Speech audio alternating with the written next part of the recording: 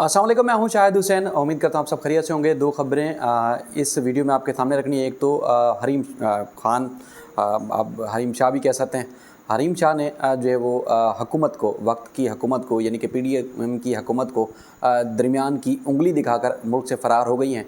और उन्होंने दावा किया है कि नामीसियल में होने के बावजूद हुकूमत उनका कुछ नहीं बिगाड़ सकी। क्या तफसीलात हैं और जब पाकिस्तान वापस आई थी और उन्होंने क्या दावे किए थे, और उसके बाद फिर यहाँ से जब फ़रार होकर तुर्की पहुँची थी तो उस वक्त मनी लॉन्ड्रिंग और एक बड़ी अमाउंट बैरून मुल्क मुंतकिल करने का उन्होंने दावा किया था। और उसके बाद फिर FIA ने तहकीकात की थी। तहकीकात का क्या बना, कुछ नहीं हुआ। उसकी जो तफसीलात है वो आपके सामने रखेंगे। दूसरा ये है कि कराची का इलाका डॉक्स है।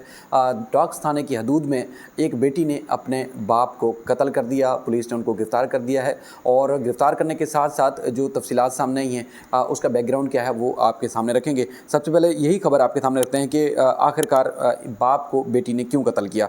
अब पुलिस ने गिरफ़्तार तो कर लिया है, तहकीकात का आगाज़ किया गया है। पुलिस ने इस मुकदमे के हवाले से जो आला कत्ल बरामद किया है और जो इब्तदाई तौर पर बयान हासिल किया है उस लड़की का, पुलिस कहती क्या है वो आपके सामने रखता हूँ। जिसमें पुलिस ने ये कहा कि गुज़श्ता रोज़ ग्रेड 18 का अफसर था जो कि KPT में मुलाजिम करता है कराची पोर्ट ट्रस्ट में, और उसका जो यानी कि मुलाजमत जो थी जिस जगह पर थी उसी के करीब में सरकारी फ्लैट्स में वो अपने बच्चों के साथ रिहाइश पजीर था।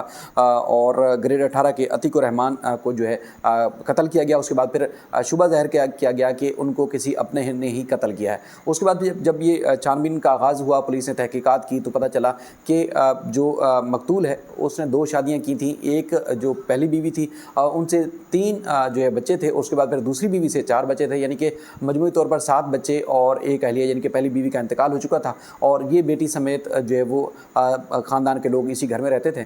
और उसके बाद फिर आए रोज़ घरेलू झगड़े रहते थे सौतेली माँ के साथ, और उसके बाद फिर आए रोज़ जो है वो इस तरह की जो है वो नाजाकी सी रहती थी। और जैसे ही गुज़श्ता रोज़ जो है वो यानी कि ये जो ग्रेड 18 के अफसर हैं वो घर वापस आए तो उसके बाद फिर लड़ाई झगड़ा हुआ और मारपीट का आगाज़ किया बेटी के ऊपर, जिस बेटी का नाम हिबा बताया जाता है पुलिस की तरफ से।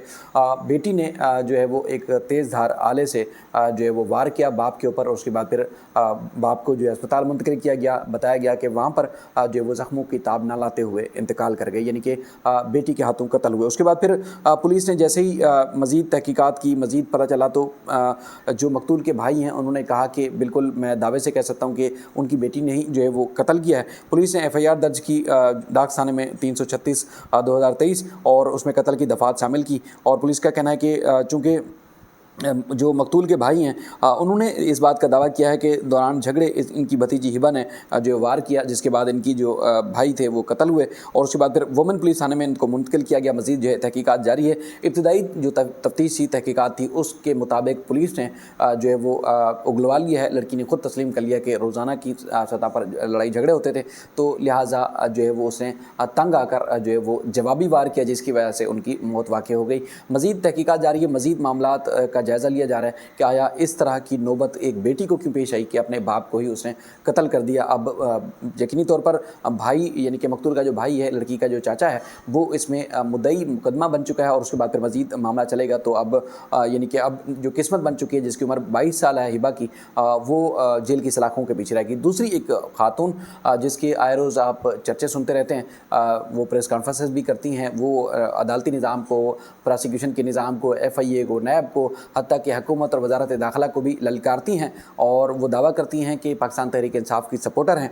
और उसके बाद फिर उनके ख़िलाफ़ जो है वो मुख्तलिफ़ अमूर के ऊपर तहकीकात का आगाज़ होता है। सिंध हाई कोर्ट से हिफाजती ज़मानत लेती हैं। 2 बार हिफाजती ज़मानत लेने के बावजूद जो है हरीम शाह पेश नहीं होती।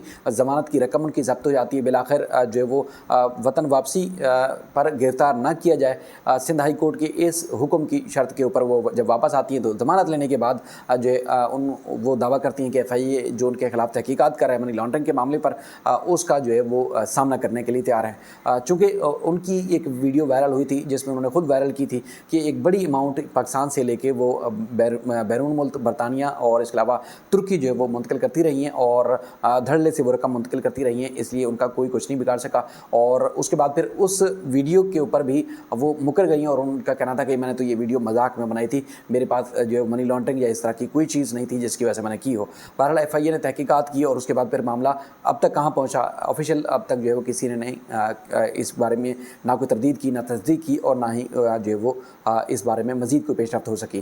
اب چونکہ حفاظتی ضمانت لینے کے بعد تحقیقات ممکنہ طور پر اس نے جوائن کی ہو، لیکن یہ ہے کہ کوئی پیش رفت نہیں ہو سکی۔ لیکن اس کے بعد ہم دیکھ رہے ہیں کہ اسلام آباد میں بھی، کراچی میں، اور اس کے بعد دیگر مقامات پر جو ہے وہ نہ صرف پریس کانفرنسز کرتی رہی ہیں، وزارت داخلہ کو للکارتی رہی ہیں اور وفاقی وزراء کو للکارتی رہی ہیں، اور نام ECL میں شامل تھا۔ آج انہوں نے کچھ دیر پہلے ٹویٹ کر کے جو ہے وہ اب ایک بار پھر للکارا ہے حکومت کو کہ دیکھیں جی، نام ECL میں تھا، وزراء کو میں نے جو ہے وہ روز ان کے اوپر تنقید کی، ان کے خلاف میں نے پریس کانفرنسز کی، اور یعنی کہ ان کو شدید قسم کا میں نے آڑے ہاتھوں لیا، اور روز میں نے پریس کانفرنسز کر کے 50 سے زائد جو ہے وہ انٹرویو دیے۔ اب میں لندن میں موجود ہوں، میرا کوئی کچھ نہ بگاڑ سکا، اور نہ ہی کچھ جو ہے میرا کوئی کچھ بگاڑ سکتا ہے۔